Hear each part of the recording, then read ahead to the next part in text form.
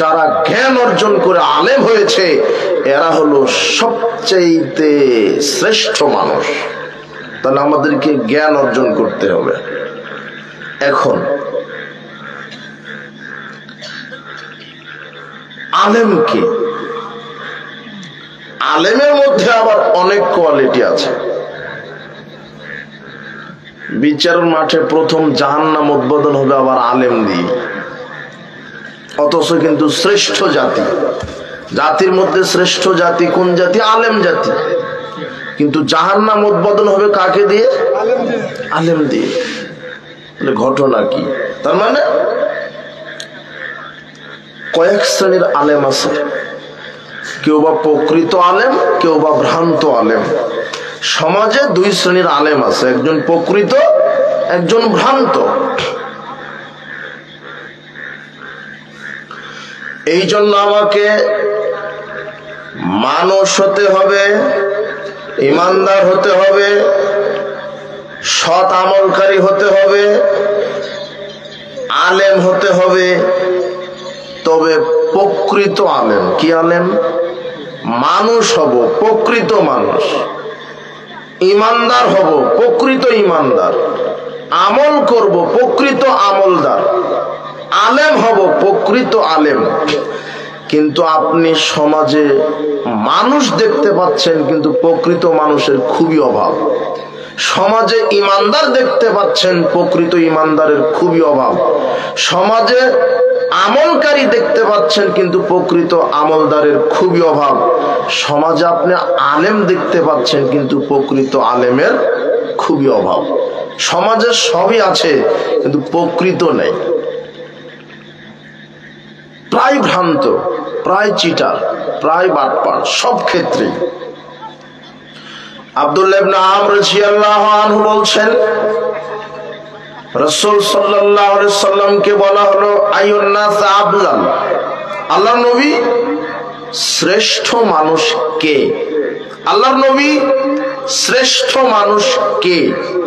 উত্তম মানুষ কে? তখন তিনি বললেন কুল্লু মাখমুমিল কলব ওয়া সাদুকুল লিসান। রাসূল সাল্লাল্লাহু আলাইহি ওয়াসাল্লাম বলছেন, প্রত্যেক ওই ব্যক্তি যেই ব্যক্তি মাখমুমুল কলবের অধিকারী আর সাদুকুল লিসান, তার ভাষাটা সত্য, কথাটা সত্য।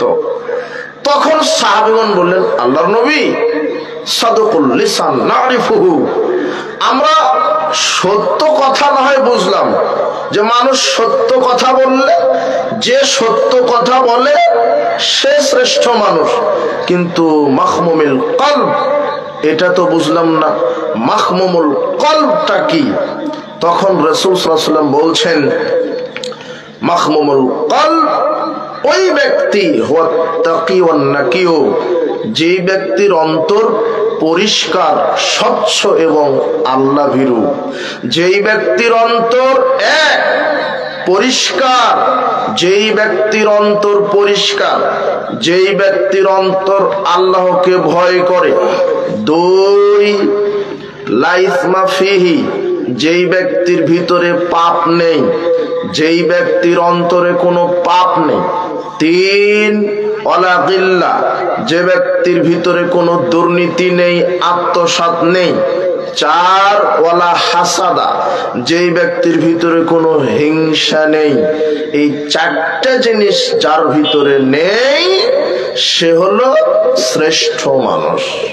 কয়টা জিনিস যার ভিতরে নাই? চারটা। এক, সীমা লঙ্ঘন যার ভিতরে নেই। দুই, পাপ যার ভিতরে নেই। তিন, দুর্নীতি আত্মসাৎ যার ভিতরে নাই। চার, হিংসা, অহংকার, বিদ্বেষ যার ভিতরে নাই। এখন দেখেন তো চারটা আপনার ভিতরে আছে কিনা। থাকলে আর আপনি মানুষ হতে পারলেন না পরিপূর্ণ। কথা বুঝেননি মনে হয়? এখন আপনি বলবেন তো পাপ নাই কার? পাপ তো সবারই আছে।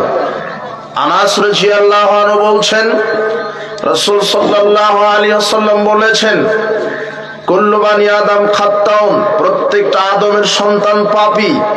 খায়রুল খাত্তাইনা তাওয়াবুন, সবচেয়ে উত্তম পাপী ওই পাপী যে পাপ করার পরে তওবা করে। তাহলে পাপ হবে কথা ঠিক, কিন্তু পাপ করার পরে ভুল বুঝতে পেরে সেই পাপ থেকে আমাকে কি করতে হবে? তওবা করতে হবে। পাপ আছে এই কথা ঠিক, মানুষ মাত্রই পাপী এই কথা ঠিক, তবে উত্তম পাপী যে পাপ করে ভুল বুঝতে পেরে আল্লাহর কাছে ক্ষমা চাই, তওবা ভিক্ষা চাই, এই ব্যক্তি শ্রেষ্ঠ। আপনি যত বড়ই পাপ হোক আল্লাহ সব পাপ ক্ষমা করবেন তওবা করলে।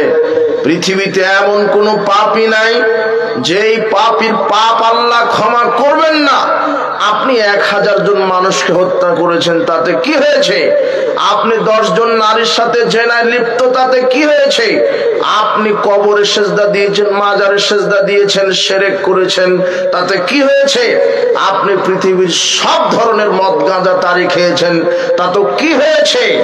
এখন আপনি ওযু করে 2 রাকাত সালাত আদায় করে আল্লাহর কাছে হাউমাউ করে কান্নাকাটি করে পাপকে স্বীকার করেন, বলবেন আল্লাহ অমুক ব্যক্তিকে আমি হত্যা করে ফেলেছি, আল্লাহ অমুক নারীর সাথে আমি জেনা করে ফেলেছি, তুমি জানো, আর কেউ জানে না, আল্লাহ আমি মদ পান করে ফেলেছি, আল্লাহ আমি এই যে দেখো পাপ স্বীকার করছি।